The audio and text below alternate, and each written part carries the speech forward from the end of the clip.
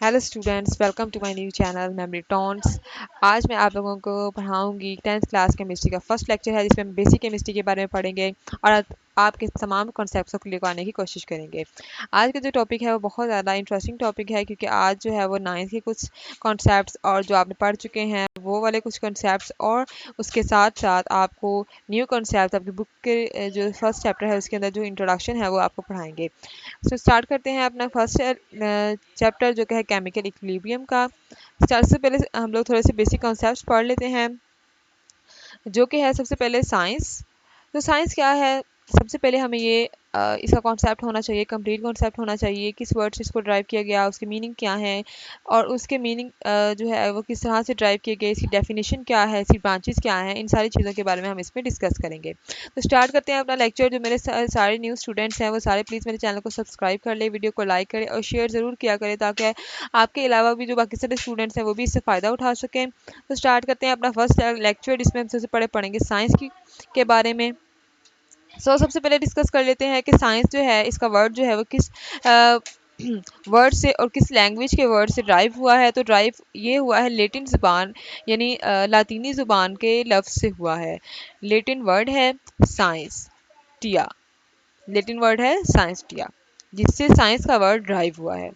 और साइंसिया का मीनिंग क्या है? नॉलेज, इल्म, यानी वो इल्म जो हमें किसी भी चीज़ के बारे में हासिल होता है उसे साइंसिया कहते हैं, और इसी वर्ड से हमने ड्राइव किया है साइंस का वर्ड।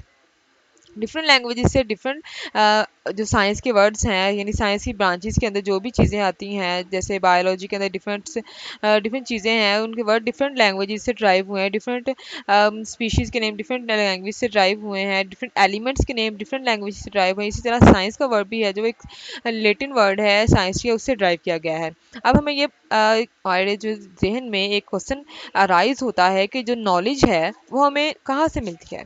तो बेसिकली जो नॉलेज है वो थ्री वे से मिलती है: हाइपोथेसिस, ऑब्जर्वेशंस एंड एक्सपेरिमेंट्स। यानी ये तीन वेज हैं जिसकी के ज़रिए हमें किसी भी चीज़ के बारे में कोई भी नॉलेज इन्फॉर्मेशन हासिल होती है। अब हाइपोथेसिस क्या है? मफरूज़ा, जब किसी चीज़ को हम लोग देखते हैं तो उसके बारे में जो एक राय कायम कर लेते हैं वो हम कहते हैं उसको हाइपोथेसिस। और ऑब्जर्वेशन, जब हम उस राय के बारे में सोच विचार करते हैं, उसके ऊपर अपने दिमाग के घोड़े दोहराते हैं, तो वो क्या होती है? ऑब्जर्वेशन। और जब उन्हें साबित करने के लिए, अपने जो ऑब्जर्वेशन हैं, अपने हाइपोथेसिस को साबित करने के लिए हम एक तजर्बा करते हैं, क्योंकि कोई भी चीज़ साइंस के अंदर बगैर तजर्बा के साबित नहीं कर सकते। आप सिर्फ अपने मफरूज़े किसी को उसके ऊपर कायल नहीं कर सकते किसी चीज़ को मानने पर, जब तक आप उसके सामने कोई सबूत पेश ना कर दें। तो फिर जब हम उसके बारे में एक्सपेरिमेंट करते हैं तो हमें प्रॉपर एक इन्फॉर्मेशन मिलती है किसी भी चीज़ के बारे में। इवन के जो भी चीज़ आप पढ़ रहे हैं उसके बारे में भी जब आप सोचते हैं, आपको पता चलता है कि इस चीज़ के अंदर अगर आप एक टॉपिक पढ़ रहे हैं, उसके बाद डिफरेंट उसके पॉइंट्स होते हैं, आप सारे पॉइंट्स को अच्छे से पढ़ते हैं, उसके बारे में उसके बाद सोचते हैं, उसको याद करते हैं, देन आपको उसको रिमेंबर करते हैं, और फिर आपको रिपीट करते हैं, देन आपको वो टॉपिक याद होता है।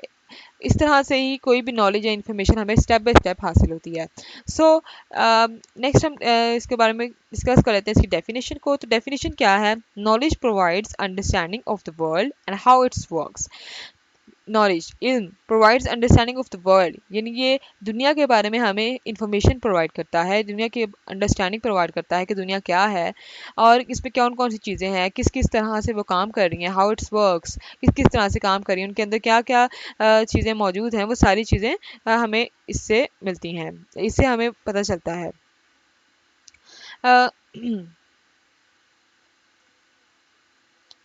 नेक्स्ट है यहाँ पर हम लोग नेक्स्ट पढ़ेंगे इसकी ब्रांचेस के बारे में। अब होप सो कि यहाँ तक आपको डेफिनेशन और इसकी जो बेसिक हिस्ट्री है वो आपको समझ में आ गई होगी।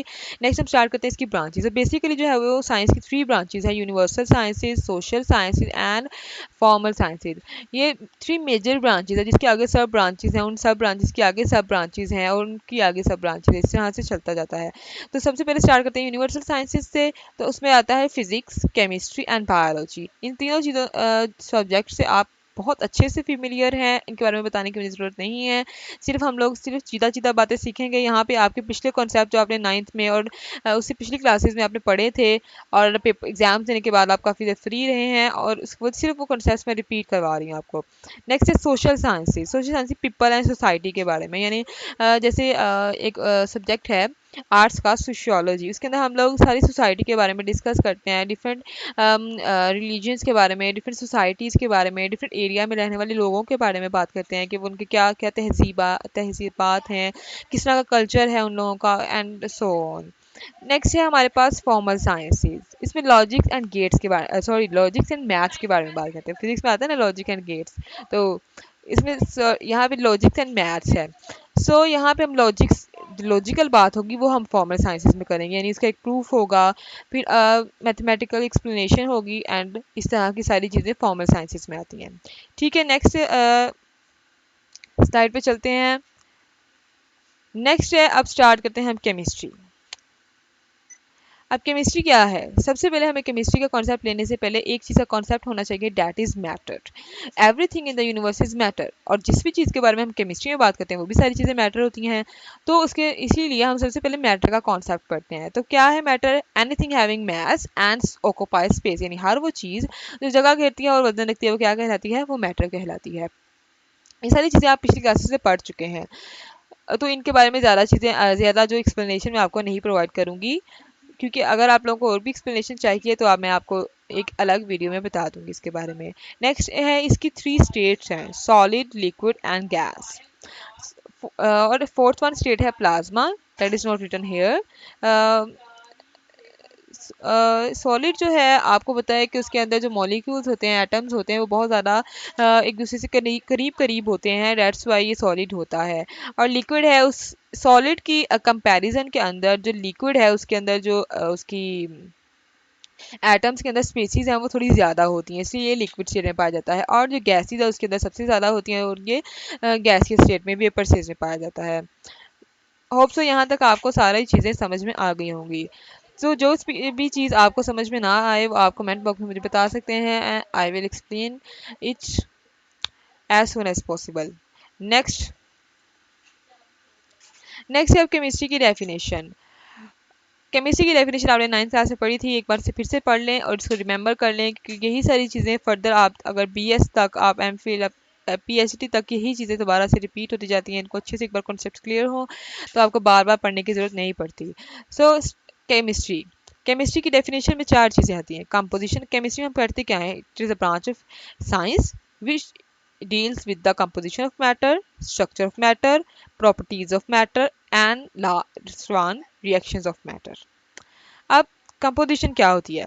बनावट, यानी कोई चीज़ किस तरह से बनी है उसे हम कहते हैं कंपोजिशन। फॉर एग्जाम्पल, यहाँ पर हम लोग एक एग्जाम्पल ले लेते हैं।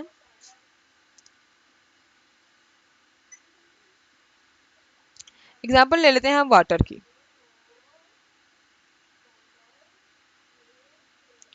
अगर हम वाटर की कंपोजिशन के बारे में बात करें तो वाटर की कंपोजिशन क्या है, यानी कंपोजिशन वाटर की क्या है? कंपोजिशन में हम लोग क्या डिस्कस करते हैं कि किसी भी मॉलिक्यूल के अंदर, किसी भी कोई कंपाउंड है उसके अंदर क्या क्या चीज़ें मौजूद हैं, हम सिर्फ उनको करते हैं, जो चीज़ें वहाँ पे मौजूद हैं, हम उनकी नंबरिंग को, अमाउंट को डिस्कस नहीं कर रहे। ठीक है, तो इसमें क्या है, हमें पता है कि इसके अंदर एक हाइड्रोजन मौजूद है, हाइड्रोजन है, और इसके अलावा इसके अंदर ऑक्सीजन है।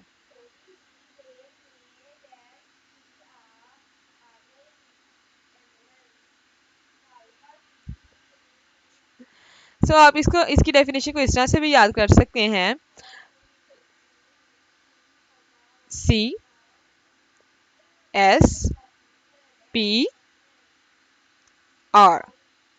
यानी अगर आपको इसकी डेफिनेशन नहीं याद हो रही तो आप इससे याद कर सकते हैं। तो सी क्या डोनेट करता है? कंपोजिशन को। एस किसको डोनेट करता है? स्ट्रक्चर को। और पी किसको करता है? प्रॉपर्टीज को। और लास्ट वन आर जो है वो रिएक्शन को रिप्रेजेंट करता है। तो इस तरह से भी आप इसकी डेफिनेशन को इजीली रिमेंबर कर सकते हैं।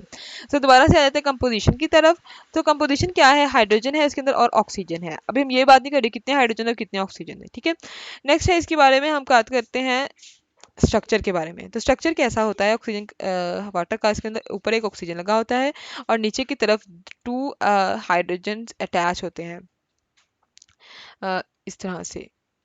थोड़ा सा इसका स्ट्रक्चर बैंड सा हो गया है, लेकिन सेंटर में ऑक्सीजन होता है, दोनों तरफ हाइड्रोजन लगी होती है। तो that is the structure of water.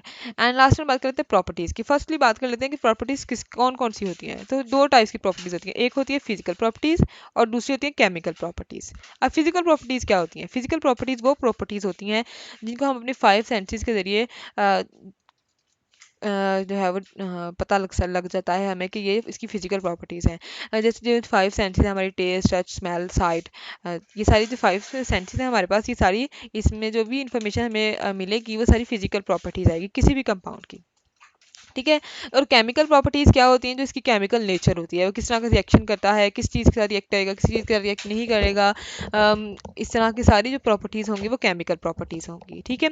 तो फिजिकल प्रॉपर्टीज़ अगर वाटर की बात करते हैं तो फिजिकल प्रॉपर्टीज़ में वाटर की क्या आएगा? वाटर लिक्विड है।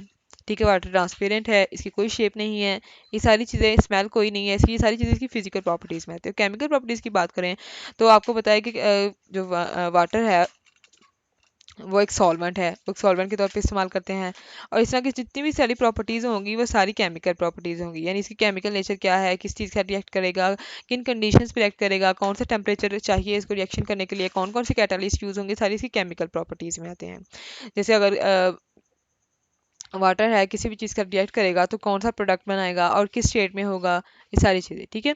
नेक्स्ट है रिएक्शंस ऑफ मैटर, यानी कोई भी चीज़ रिएक्ट कैसे करेगी।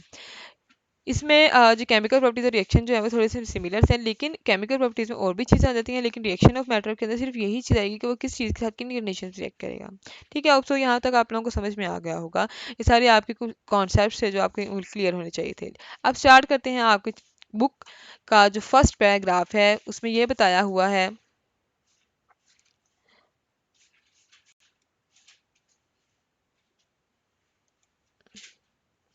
फर्स्ट पैराग्राफ की तरफ आते हैं, कंप्लीट रिएक्शन। यानी कंप्लीट रिएक्शन क्या होता है? सबसे पहले आपकी बुक के अंदर कंसेप्ट दिया गया है रिएक्शन का। तो हम लोग रिएक्शन की बात करते हैं।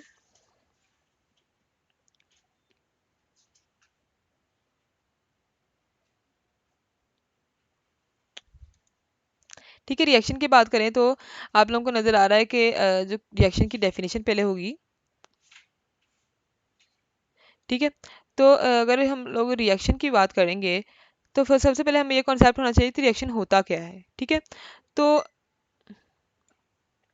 Reaction is one in which all reactions have been converted into the products, यानी कंप्लीट रिएक्शन वो होगा जिसके अंदर सारे रिएक्टेंट्स जो हैं वो प्रोडक्ट्स में कन्वर्ट हो जाएंगे। ठीक है, वो होगा रिएक्शन। ठीक है। उसके अलावा हमारे पास क्या होगा कि वो चीज़ जो भी रिएक्शन के अंदर शामिल होगी, वन सेकेंड,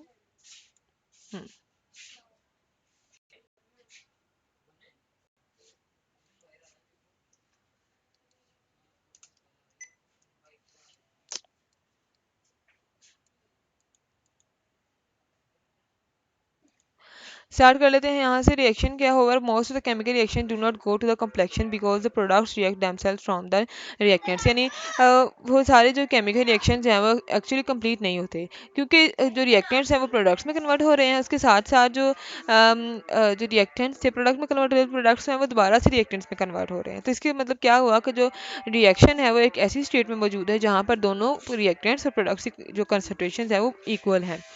आप इसे, ये कॉन्सेप्ट है रिवर्सिबल रिएक्शंस का, इसलिए मैंने साथ ही रिवर्सिबल रिएक्शन लिखा है। तो ये रिवर्सिबल रिएक्शन वो क्या होता है कि रिएक्शन डू नॉट स्टॉप, उसका रिएक्शन कभी स्टॉप नहीं होता। हम इस तरह से लगता है कि रिएक्शन स्टॉप हो गया है, लेकिन रिएक्शन स्टॉप नहीं हुआ होता। ठीक है।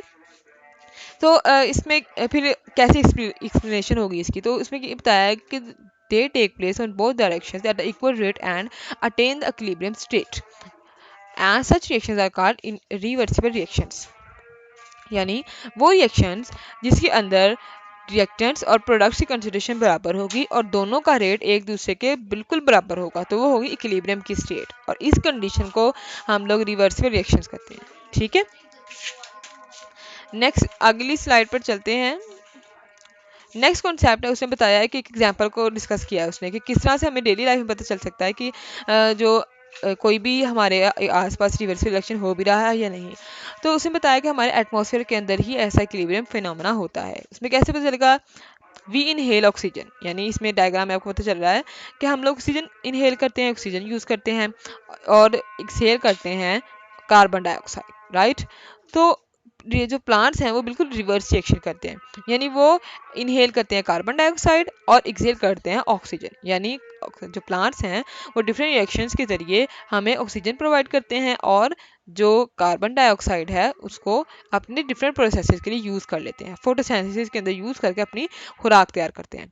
तो ये होगा रिवर्सिबल रिएक्शन है, यानी जितनी अमाउंट में हम लोग ऑक्सीजन को यूज़ कर रहे हैं उतनी अमाउंट में जो प्लांट्स हैं वो बना रहे हैं। इसीलिए कहते हैं कि जो पौधे लगाएं, इसलिए मुझसे माहौल अच्छा होता है, क्योंकि जब पौधे कम होंगे तो उतनी ऑक्सीजन की जो प्रोडक्शन है वो कम हो जाएगी और कार्बन डाइऑक्साइड की यूजेज भी उतनी ही कम हो जाएगी। तो फिर इसका जो इक्विलिब्रियम है, पोजीशन है, वो डिस्टर्ब हो जाएगी। इसलिए ज़्यादा से ज़्यादा पौधे लगाने का कहा जाता है। ठीक है, तो this natural process is responsible for the existence of life on the earth. ये जो नेचुरल प्रोसेस है इसी की वजह से हमारी लाइफ है, क्योंकि हमें ऑक्सीजन की ज़रूरत है सांस लेने के लिए। अगर ऑक्सीजन नहीं होगी तो फिर हम सांस नहीं ले पाएंगे और फिर लाइफ जो अर्थ पर ख़त्म हो जाएगी। Many experimental systems depends for their existence on delicate equilibrium phenomena, यानी बहुत सारे ऐसे इन्वायरमेंटल सिस्टम्स हैं जिसके अंदर इक्विलिब्रियम की जो फिनोमेना है वो पाया जाता है। For example concentration of gases in the lake water is governed by the principle of equilibrium, यानी अगर लेक के अंदर गैसेस की जो कंसंट्रेशन है वो भी इक्विलिब्रियम के जरिए ही एडजस्ट होती है। ठीक है, नेक्स्ट हमारे पास कॉन्सेप्ट है रिएक्टेंट्स का और प्रोडक्ट्स का। अब रिएक्टेंट्स क्या होते हैं? The substances that combine are called reactants, यानी वो चीज़ें जो मिलेंगी एक दूसरे के साथ मिलेंगी, एक दूसरे के साथ रिएक्ट करेंगी डिफरेंट कंडीशंस के ऊपर, वो सारी क्या होंगी? वो रिएक्टेंट्स होंगे। एग्जांपल दिया गया उसने हाइड्रोजन की और ऑक्सीजन की। जैसे हमने वाटर, जो वाटर की वाटर प्रोड्यूस होता है इसमें हाइड्रोजन और ऑक्सीजन रिएक्ट करते हैं और फिर वाटर बनता है H2O। अब H2O2 रिएक्ट करेगा और वाटर बन जाएगा। ठीक है, तो उसमें बताया, उसने प्रोडक्ट्स के बारे में बताया कि प्रोडक्ट्स क्या हैं। प्रोडक्ट्स क्या होंगे?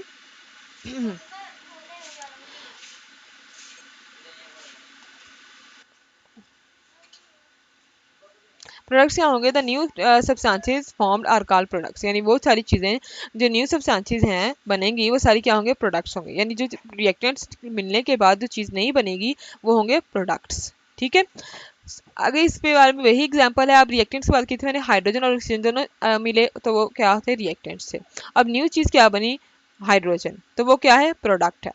ठीक है, यहाँ पे आज का लेक्चर हमारा खत्म हो जाता है और होप सो जो मैंने आपको पढ़ाया वो आपको सारा समझ में आ गया होगा। और अगर जो कोई चीज़ नहीं समझ में आई तो प्लीज़ मुझे ज़रूर बताइएगा। मेरे चैनल को सब्सक्राइब कीजिए, वीडियो को लाइक कीजिए और शेयर ज़रूर किया करें। शुक्रिया।